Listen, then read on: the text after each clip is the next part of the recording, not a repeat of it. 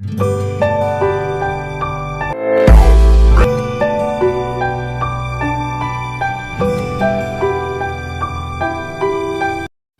friends, I Robinson. Welcome to our YouTube channel Star Science Robinson. Today we are going to see about the eye blood supply.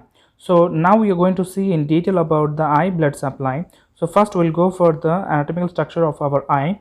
So right now I am drawing the sclera, and we are going with sclera. This is the outer layer, and we have a inner layer that is called as a choroid, and now we are going with the ciliary body, and now we are going with iris.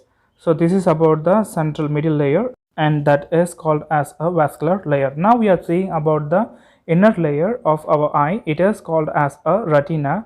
Now I am showing in green color. It is called as a pigment layer. In retina we have two layers, and now we are seeing which is being attached to the choroid, inner choroid, and it is called as a pigment layer. Now I am showing you the upper layer, that is called as a neural layer. So that having rods and cones. Now we are seeing about the lens and the suspensory ligament, and this is called as hyaloid canal. So it is from lens to the optic disc, and center we have vitreous humor, and in front we have outer layer cornea. So now we'll see in detail of this particular blood supply of our eye. So right now I'm showing you in backside. I'm going with a large vessel, so that is called as a ophthalmic artery. So from ophthalmic artery, the in center in optic disc there will be a connection. So the artery which is going from the ophthalmic artery, so that branch, it is called as a central retinal artery. So now we are going with another blood supply that is from ophthalmic artery,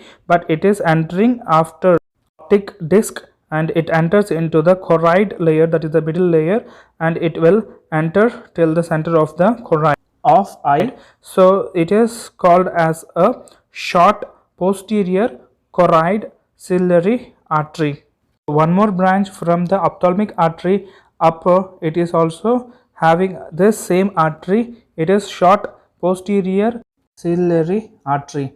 So that the thing which we are seeing right now in our diagram. So next, from this ophthalmic artery, one more artery which exists, so which will travel from the side, and it will enter into the choroid, and from the choroid it will just pass inside the choroid, and it will enter from the posterior, and it will enter into the some part of the anterior section. So now it is very long than the previous artery, that is short posterior ciliary artery. So now it is called as a long posterior ciliary artery, because the previous one, it is in center of the middle layer, that is choroid, but this one, it will enter into the some part of a ciliary body. So now we are seeing above, it is also having same artery which will enter upward into the same phase of your ciliary body. So now we are seeing in our diagram, this is a muscle,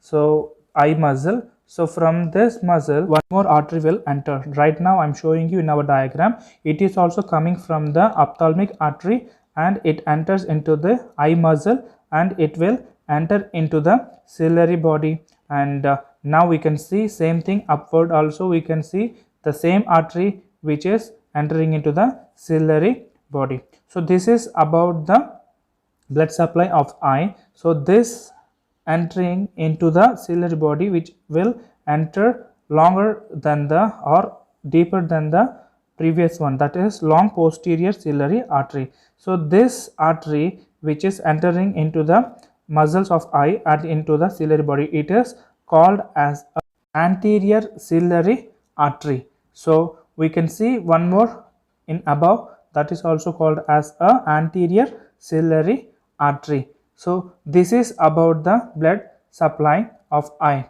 Thank you friends for watching this video. I hope it is useful for you. Thank you once again. It's Star Science Robinson.